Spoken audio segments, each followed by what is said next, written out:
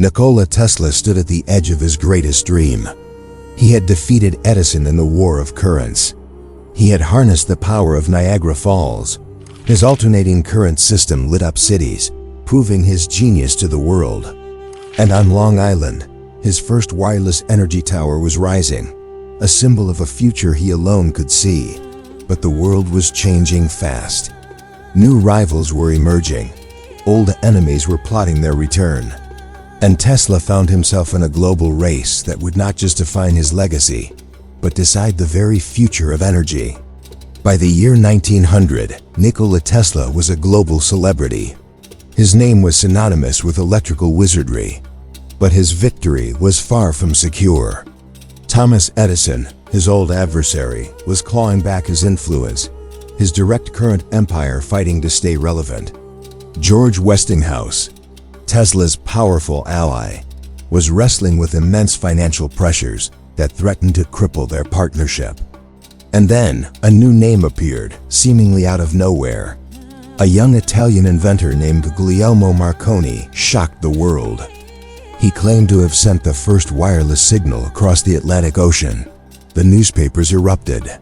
The world celebrated Marconi as a visionary, a pioneer who had conquered the airwaves. But behind the headlines, a critical truth was hidden from the public. Marconi's groundbreaking device wasn't entirely his own.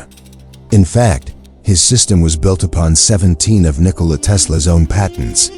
Without Tesla's foundational work in radio frequency and transmission, Marconi's invention simply would not exist. The world cheered for a man standing on the shoulders of a giant, while the giant himself was being pushed into the shadows.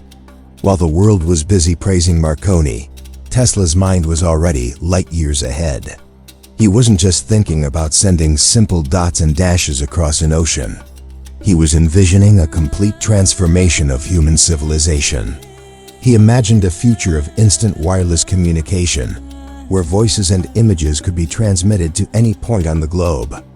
He imagined a world powered by wireless energy, drawn directly from the Earth and broadcast through the air, available to all. He envisioned a world connected by a web of invisible waves, an intricate network of information and power. Incredibly, Tesla predicted the very technologies we rely on today. He described devices that sound exactly like our smartphones. He conceptualized a system that is the direct ancestor of our Wi-Fi. He foresaw the creation of the modern internet. In his own words, Tesla declared, "The whole world will be converted into a huge brain." He saw a future where information was not just accessible, but instantaneous and universal. He was not just an inventor. He was a prophet of the digital age. But a prophet is often without honor in his own time. While Tesla was blueprinting the 21st century, the world of the early 1900s treated him with skepticism and ridicule. Newspapers, once his champions, began to mock his grand ambitions. They called his ideas fanciful, the stuff of science fiction. Investors who once flocked to fund his projects now turned a deaf ear. They couldn't see the profit in a world of free, wireless energy. The scientific community, once in awe of his intellect, now doubted him. His theories were too radical, too far beyond the established principles of the day. They dismissed his vision as the dream of a madman.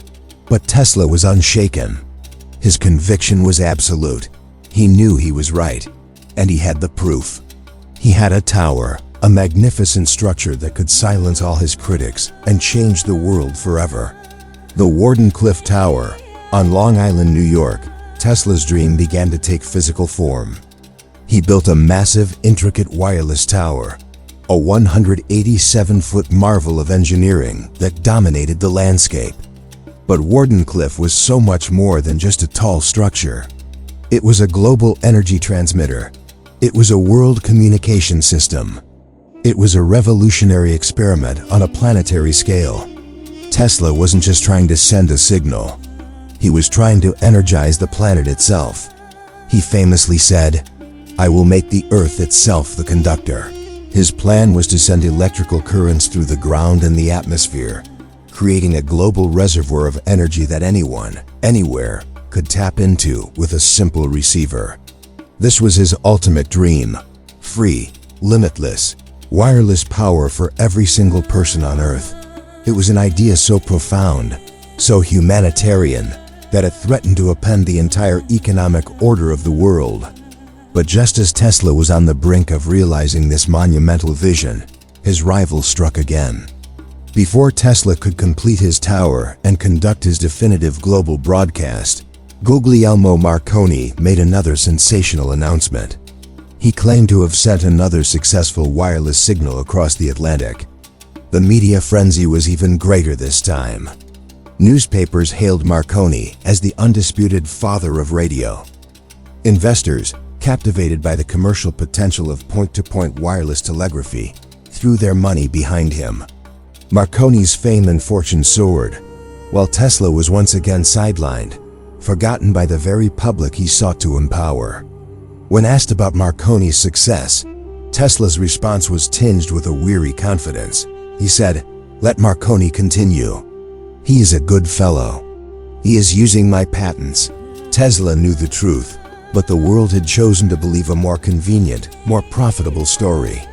Ultimately, Tesla's greatest challenge didn't come from a rival inventor. It came from the man who held the purse strings, the powerful financier, J.P. Morgan. Tesla had secured Morgan's initial investment by pitching Wardenclyffe as a global wireless communication system, a competitor to the transatlantic telegraph cables.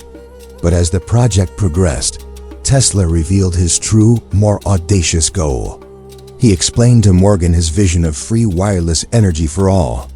Energy that could be drawn from the air. Energy that couldn't be metered. Energy that could not be sold. Morgan, a man who built his empire on controlling resources and creating profits, was horrified. The moment he understood that Tesla's system couldn't be monetized, he withdrew his support immediately. No wires meant no electric meters. No meters meant no profit. And for J.P. Morgan, a world without profit was a world not worth investing in. Without money, construction on Wardenclyffe ground to a halt. The dream was over. The betrayal was total.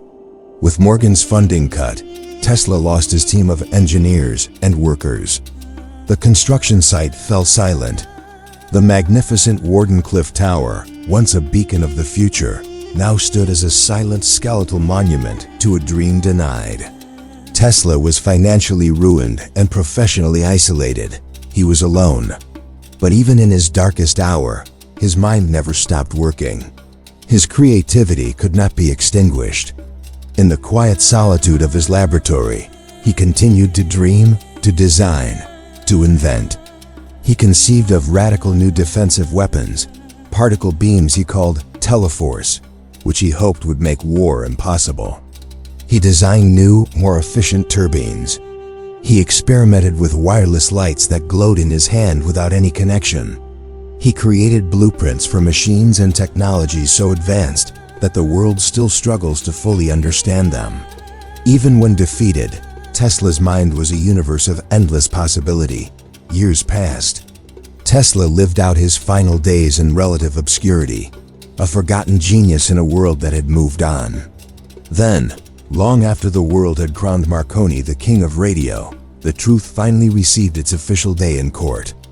In 1943, just months after Tesla's death, the United States Supreme Court made a landmark ruling.